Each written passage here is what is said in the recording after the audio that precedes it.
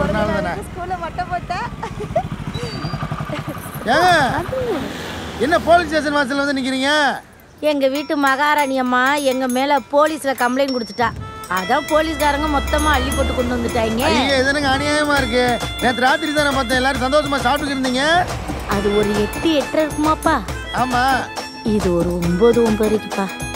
நான் அதுக்கு தான் அப்பவே சொன்னேன். அந்த பிள்ளை என்னைய பிள்ளைகளை இறக்கி விடுங்க. நாங்க புதுக்கோட்டை வரையும் நடந்தே போய்க்கிறோம். இல்ல பாரு சொன்ன கேளுப்பா. இரு ஆகாச ஃபோன் பண்றேன் உனக்கு. ஏப்பா நில்லுப்பா அந்த வரேன் இருப்பா. சார் என்ன சார் பெட்ரோல் பங்க் எல்லாம் கடை வைக்கிறீங்க? உங்களை விட நானே மேல் போயிட்டு கூட்டுவாமா. சித்ரா மாட்டிக்கிட்டியா ஐயா? ஓ குடும்பமே சேர்ந்து மாட்டி விட்டீங்களா? ஏண்டா உங்களுக்கு பிரச்சனை தவிர வேற எதுவுமே தெரியாதாடா? அதனால நான் போற இடமா தேடி வந்து சண்டை தர்றீங்க? போடா சார்.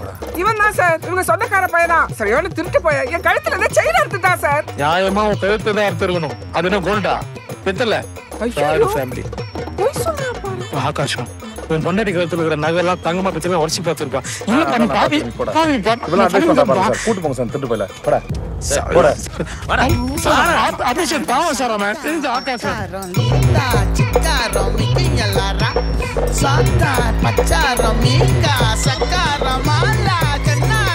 டேய் எந்திரா எந்திரா மதா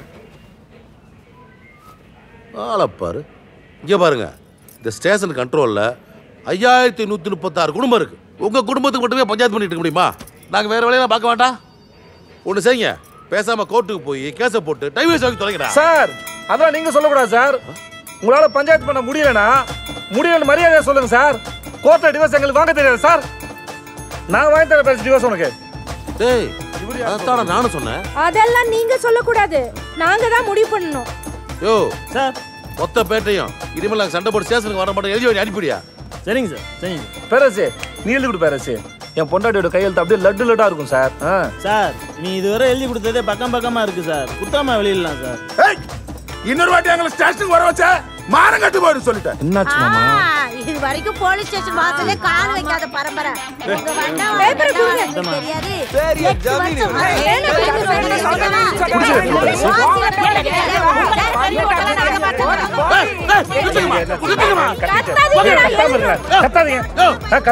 அமைதி. இதெல்லாம் ஸ்டேஷன் வீடா? அமைதியா இருக்குமா? பாடி போவோம். என்ன காரணம் இல்லை?